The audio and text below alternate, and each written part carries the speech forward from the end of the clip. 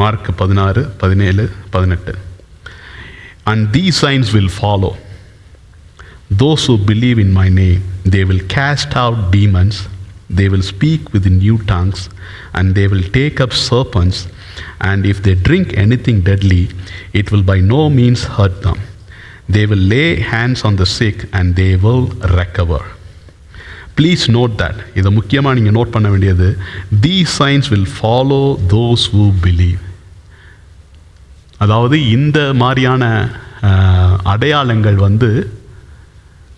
விசுவாசிக்கிறவர்களை பின்பற்றும் அப்படின்னு எழுதியிருக்கு.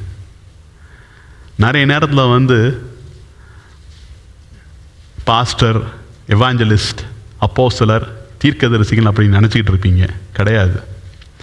ஆண்டவர் ஒவ்வொரு பிலீவர்ஸுக்கும், ஒவ்வொரு விசுவாசிகளாகிய உங்களுக்கும் எனக்கும் கொடுத்துருக்கிற கடமை என்னன்னா இதுதான். என்ன சொல்கிறார் அவர்? In my name they'll cast out demons. பிசாசுகளை துரத்துவீர்கள், நவமான பாஷைகளை பேசுவீர்கள். நவமான பாஷைலாம் அந்த காலம்தான் பாஸ்டர், இந்த காலத்தில் தான் கிடையாதுன்னு அப்படின்னு சொன்னீங்கன்னா இந்த பகுதியை நீங்கள் ஸ்ட்ரைக் பண்ணிடுங்க, அல்லது இந்த பகுதியை கிழிச்சு தூர போட்டுருங்க. உங்களுக்கு இந்த வார்த்தையை தான் நமக்கு மார்ச் மாதத்தில் ஒரு வாக்குத்தத்தமாக ஆண்டவர் கொடுக்குறாரு.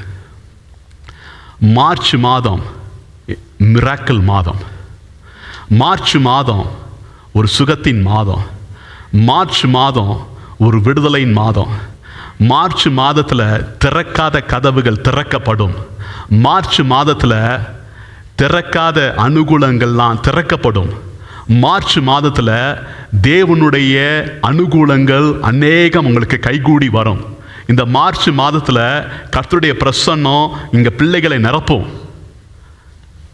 எத்தனை பேர் விசுவாசிக்கிறீங்க? ஏன்னா உங்களிடத்துல அப்படிப்பட்ட ஒரு அதிகாரத்தை கர்த்தர் கொடுத்துருக்கிறாரு. நீங்கள் அதை எடுத்து பேசும் பொழுது அந்த வாக்குத்தத்தங்கள் உங்களுடைய வாழ்க்கையில் இந்த மார்ச் மாதத்தில் நடைபெறும். வேலையே இல்லைன்னு நினைக்கிறீங்களா? இந்த மார்ச் மாதத்தில் கர்த்தர் அநேக வேலை வாய்ப்புகளை உங்களுக்கு உண்டாக்கி கொடுப்பார். நான் அடுத்து காலேஜில் என்ன பண்ணணும்னு தெரியல நினைக்கிறீங்களா? அடுத்ததாக என்ன பண்ண வேண்டும் என்று சொல்லி ஆண்டவர் உங்களுக்கு வாய்ப்புகளை உருவாக்கி கொடுப்பார். ஆமென். எத்தனை பேர் விசுவாசிக்கிறீங்க? ஏன்னா நம்முடைய ஆண்டவர் நல்ல ஆண்டவர். ஆமென்.